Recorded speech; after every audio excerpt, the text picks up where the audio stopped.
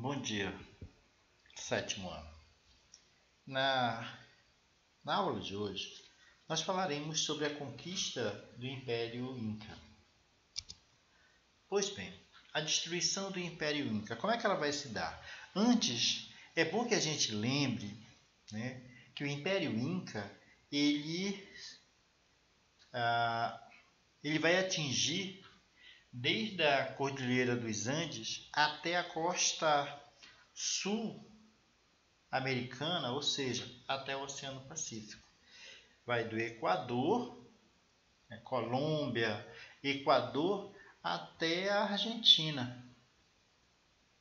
Então, o que acontece? Quando os espanhóis chegaram na América do Sul,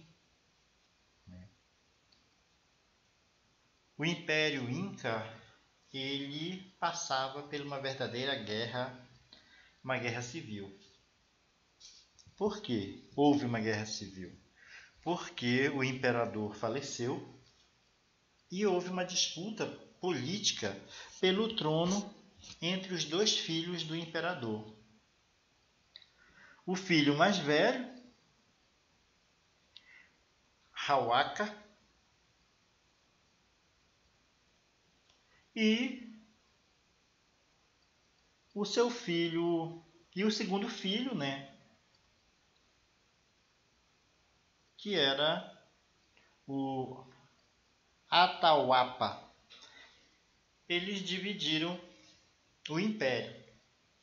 E a partir daí começa uma disputa pelo poder. Então, o início da conquista, como é que vai se dar? Quando em 1532 o espanhol Fernando Cortés ele chega na América do Sul, junto com ele chega 180 soldados, 30 cavalos, canhões, armas de fogo, enfim. Ele vai desembarcar, vai ancorar a sua caravela na cidade inca de nome Tumbés. Então, ele chega e, na sua chegada, ele logo toma conhecimento que está ocorrendo uma disputa política, uma guerra civil entre os dois herdeiros. E aí,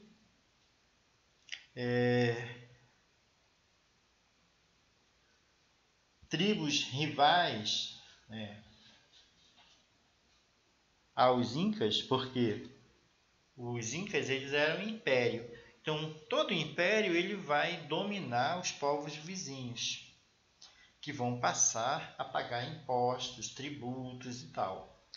E aí, o que vai acontecer? Esses nativos, que eram inimigos dos incas, porém eles eram dominados pelos incas, eles vão se aliar aos espanhóis, melhor dizendo, a Francisco Pizarro. O que acontece? Então, o Francisco Pizarro ele vai marcar um encontro com o imperador Atahualpa e nesse encontro, o imperador recebe ele na praça da cidade inca chamada de Cajamarca. E a princípio esse encontro ele tem um caráter pacífico. E nesse encontro, como a gente vê aqui na ilustração, o Francisco Pizarro ele vai dar voz de prisão ao imperador Atahualpa. Por quê? Porque ele vai dizer que o imperador Atahualpa ele desrespeitou a religião católica. Com isso ele vai criar toda uma situação, ele dá voz de prisão, os soldados espanhóis prendem, mantém Atahualpa como prisioneiro. O Atahualpa ele vai se desesperar com medo de uma reação da população inca, e ele negocia com Antônio Pizarro o pagamento de um resgate. Ele vai dar uma fortuna em ouro e prata em troca da sua liberdade. O Francisco Pizarro ele vai aceitar, só que ele não vai cumprir com a parte dele. Qual era a parte dele? Libertar, né, o Atahualpa. Ele ordena aos seus soldados que o matem. A partir desse momento, quando o Atahualpa ele é executado, ele é assassinado, começa uma grande revolta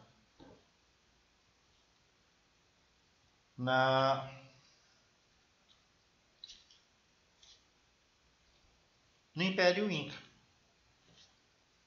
Só que os familiares do Atahualpa, eles, achando que o Huáscar estava por trás da morte, se aliou aos espanhóis para matarem, né, o Atahualpa, os familiares do Atahualpa assassinam ele, matam ele, e aí começa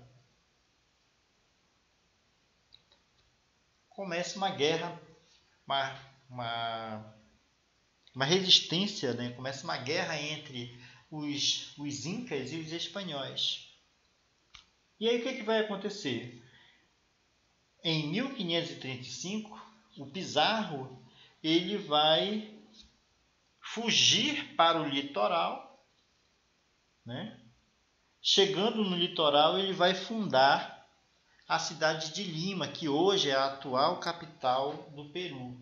Por quê? É porque a partir da fundação da cidade de Lima é que o Pizarro ele vai criar a sede do governo espanhol e vai passar a ter o controle do Império Inca. Correto? E aí vai ocorrer a resistência inca. O que foi essa resistência? O que é essa resistência? É o povo não aceitar, né, a dominação espanhola. Mesmo com o seu imperador, o Atahualpa, morto, os incas eles vão eleger novos imperadores, não respeitando a autoridade a autoridade espanhola, né, do Pizarro. O que vai acontecer? Essa resistência ela vai ter uma durabilidade de aproximadamente 40 anos. Certo? Os incas vão resistir. Então, em 1536,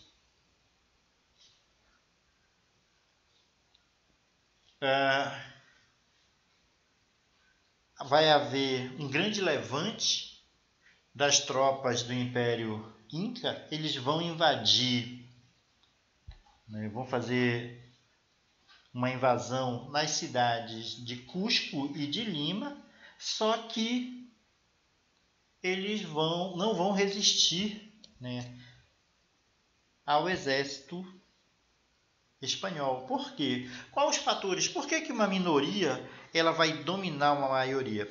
Porque os espanhóis eles tinham alguns fatores que deram vantagem a ele. O primeiro fator foi arma de fogo. Eles tinham o domínio da pólvora, né? com mosquetões. com canhões. E a outra vantagem era os cavalos, um animal até então desconhecido para os incas e de uma habilidade, de uma velocidade muito grande. Então, esses fatores fizeram com que os espanhóis tivessem superioridade militar diante do Império Inca, né? Diante dos guerreiros, dos soldados incas. Aí o que vai acontecer?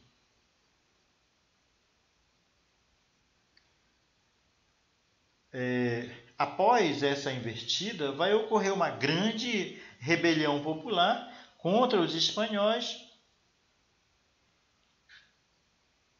Nessa rebelião, né, os rebeldes eles vão junto com o seu imperador,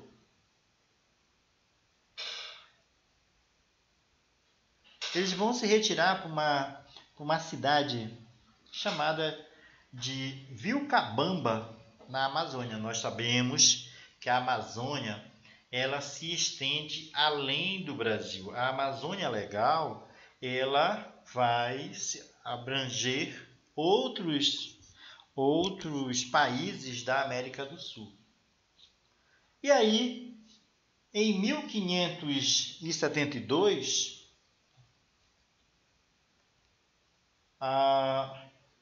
vai ocorrer um confronto entre os espanhóis e a última resistência, ou seja, o último imperador,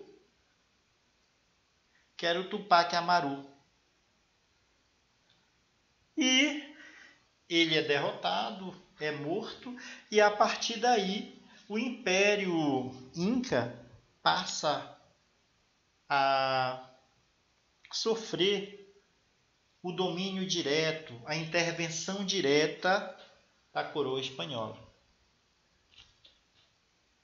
A partir desse momento, da queda, em 1572, né, da derrota e da eliminação, da execução do último imperador Inca, que era o Tupac Amaru,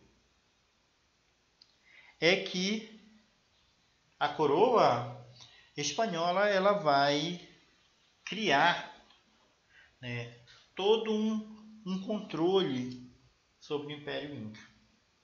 Mas essa forma de administração, nós vamos ver isso na nossa próxima aula, ok? Que vai ser a aula de revisão.